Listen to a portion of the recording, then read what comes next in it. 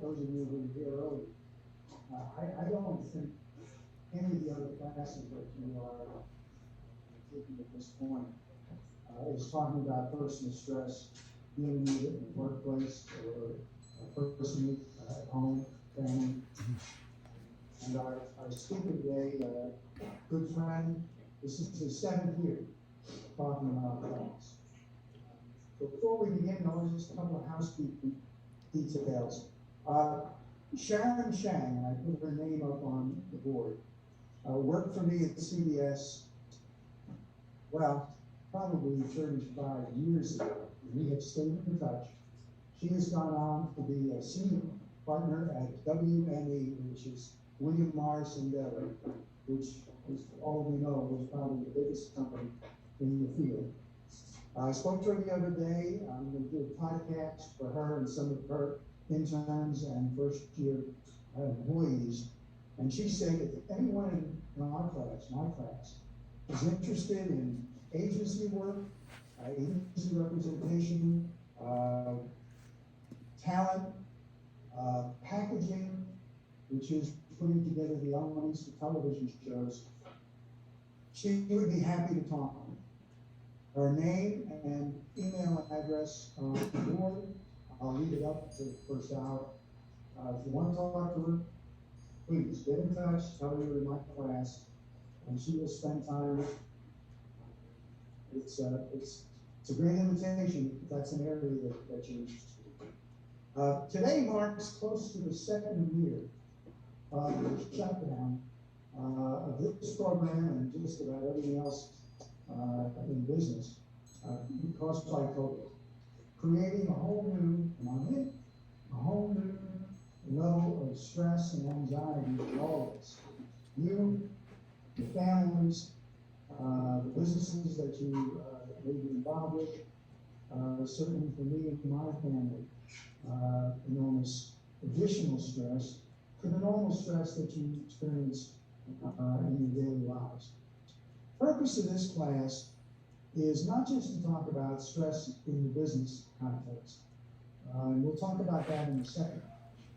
But in the first hour, our speaker, and I'll have him introduced very shortly by Luke, is a professional in this area of helping and working with people and dealing with the stress that builds up and affects your performance, affects your happiness, affects your lifestyle. I would ask that for the first hour, if you put unless you're doing something with us on your laptop, I'll just put it down because this really requires very close attention.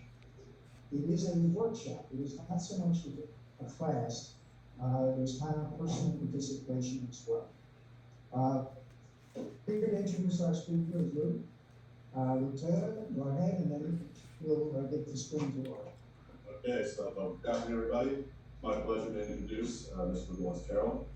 Mr. Carroll joins us with years of experience in teaching, first in his native country of Australia, where he was a math teacher, and then continuing on here in the States. As a teacher, Lawrence was able to recognize the deficit in some of the students, in their focus, their ability to deal with stress and anxiety. So, leveraging his teaching abilities and his own experience with meditation, including inward introspective, he was able to help a lot of the students. And through all those things, the idea of his education consultancy was born. So through meditation and introspective learning, his main goal is to be able to help people like us, adults, students, to be able to breathe, focus, relax, deal with stress in the world today that's so turbulent and fractured. So please join me in giving a warm welcome to Mr. Carroll. Thank you, Luke. Thanks, Neil. Thanks, John. I'll have to do it visually, I think. Can you show me how you're feeling today? Thumbs up means your energy's high, neutral, or a little low. Can you give me a little indication today? How's your energy? I'm just looking around. Okay, high, neutral, couple of thumbs down. Who's come from a busy day? Anyone come from a busy day? Thumbs up, yes, it's been a busy day. Thumbs down, not so busy, quiet, neutral. So. All right. Well, thank you very much again for inviting me. It's a pleasure to be here, Neil, and I regretfully couldn't make it to Colombia this year. But Zoom seems to have kind of allowed us to do that interaction. I think most of you may have seen a handout that I sent, whether you're on a computer or hard copy. And there was one question there. I just want you to take a moment to consider it. One question that simply asked, what is it you would like from today's workshop? What is it you personally would like to glean from this time together? Because we're here, for 50, 60 minutes together, and then it's done. But what would you like to take home with you? Just take a moment to reflect on that. You might like to write it down. You might like to share it. And then I'll ask Neil maybe to field a couple of responses so I can jot them down here. Just take a couple of minutes.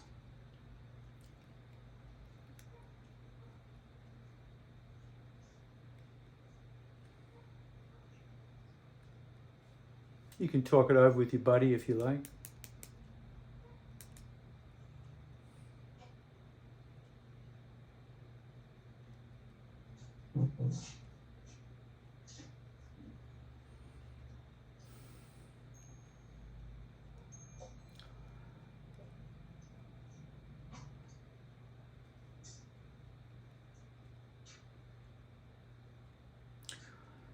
Anyone like to share it out loud? Anyone okay with that? I may not be able to hear your voice, I'm not sure, but Neil could probably translate if I can't. Don't be shy. In front of the microphone. Something that I'd like to focus on today would be overthinking and learning how to live more in the moment in the present time. So I picked up overthinking. What else? Living in the present. Oh, living in the present moment. Yeah, being present. Good. Thank you. So I said ways to de-stress during multitasking. To de-stress while multitasking, is that what you meant? Yes.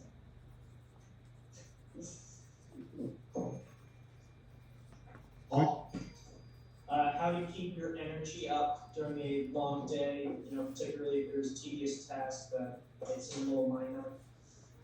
Keeping consistent energy. It's a good way to describe it. Good. Good questions.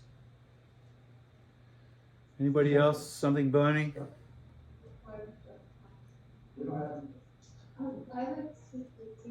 I got one, Laurie, can you hear me? Yes, sir. Growing frustration over age-related issues. Yeah, right. Yeah. I hear you.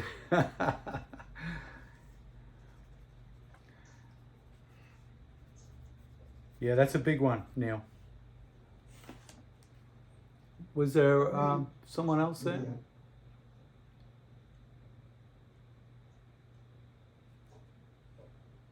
That's it?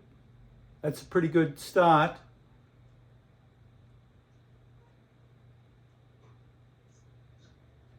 All right, I'm just going to address just briefly a couple of things before we start, then we're going to dive straight into it.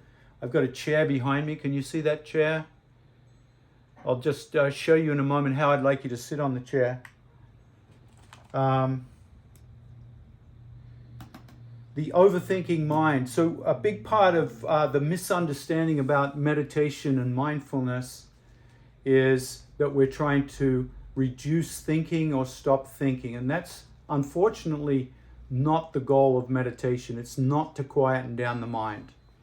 So if you have that concept about meditation, you're going to have a lot of issues trying to to do that. What we're trying to do is practice skills, 3 in particular, skills to reduce reaction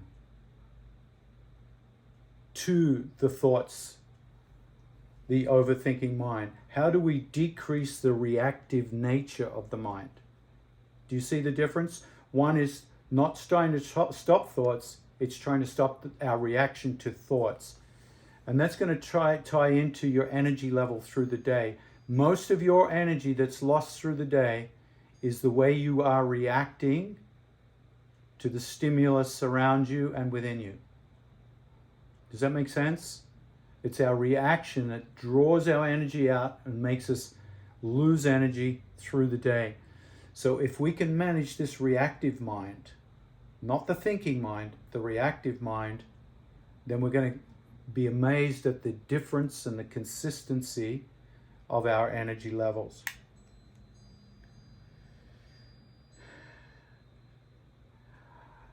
Multitasking. Multitasking is a myth. What it should be called is flip tasking. We put our attention on one thing and then we quickly flip to another thing.